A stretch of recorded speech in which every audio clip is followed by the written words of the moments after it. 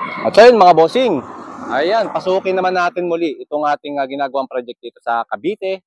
Ayan, so nakikita ninyo, ang taas na, no? Naka-kumpleto na tayo ng ating SRC walls, sa ating mga exterior walls, sa ating mga perimeter walls.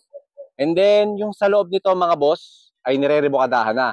Pagkatapos, ayan, ongoing yung ating framing ng ating roofing. Ayan, so nakapagkabit na sila ng purlins. Mamaya, aakyat tayo doon para makita natin.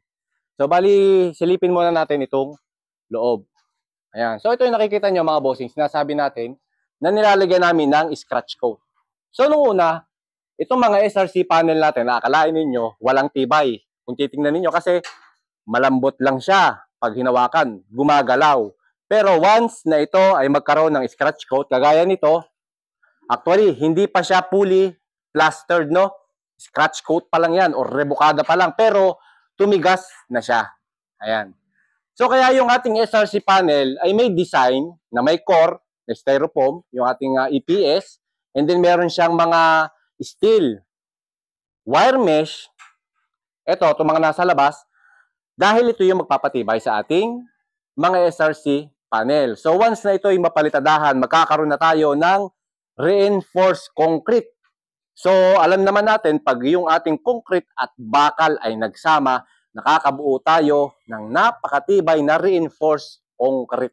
So, kaya naman, magiging matibay itong ating mga wall. At the same time, meron pa tayong insulation para sa init at para na rin makatipid sa mga aircon. Hindi lalabas masyado yung ating lamig na galing sa aircon kasi nga, meron tayong mga EPS panel. Okay?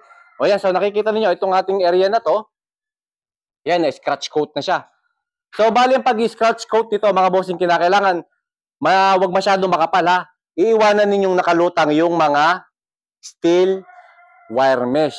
So, wag nyong papaabutin yung plastering doon pag nag-scratch coat kayo o para nagrebukada. So, para maging matibay pa rin yung ating plastering, no? So, ang purpose lang naman niya, kaya nilalagyan na scratch coat para yung ating palitada ay hindi mahulog. Kasi once na tayo nag-plaster directly sa ating mga EPS panel, lalaglag lang yan. Kasi nga, wala silang kinakapitan pa. So, pero once na may scratch coat na, matibay na yan. So, yan, kita nyo. Pinaparebukadahan natin yung buong SRC panel natin. Yan, may mga rebukada na. Yan, hanggang dito. Sa mga kwarto. At sa, itong CR muna, pinaiwanan ko yung sa may CR kasi may lilinyahan pa tayo ditong, ayan, tubo. Yan. So, ito lang ipapaiwan natin na hindi lalagyan ng scratch coat. Pati yung mga hollow blocks natin, yung CHB, scratch coat din yan, mga bossing. Hindi natin yung papalitadahan directly. Kinakailangan may scratch coat din. Okay? Ayan.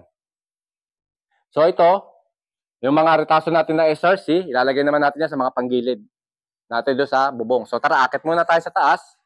Yan yung kwarto natin. So, kompleto na rin na scratch coat.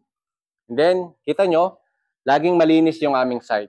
Yan, gaya na sabi ko, mamaya, before mag-uwian, dahil Saturday nga ngayon, palilinis natin yung buong area natin para pagbalik natin, start naman tayo ng trabaho ulit sa Monday, malinis na naman.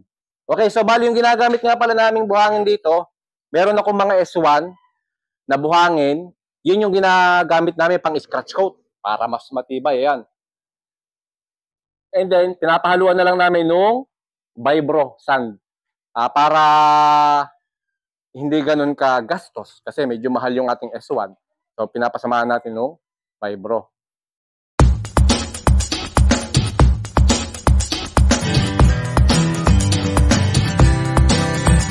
At so, yan. Ito na mga bossing yung ating framing ng roofing.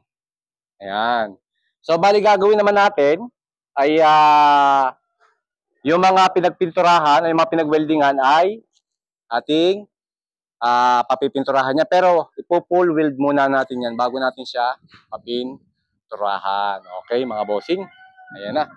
So, kukumplituhin na lang to. And then yung para sa sanepa natin, sa fascia board, yung ating fascia, kukumplituhin yung mga panggilid para may lagay natin yung ating fascia cover.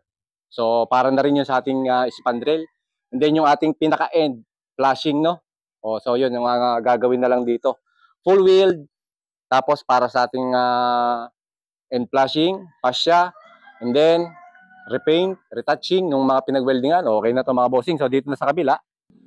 So dito naman sa kabila, ayan, nag-start na ring fabricate ng ating roofing.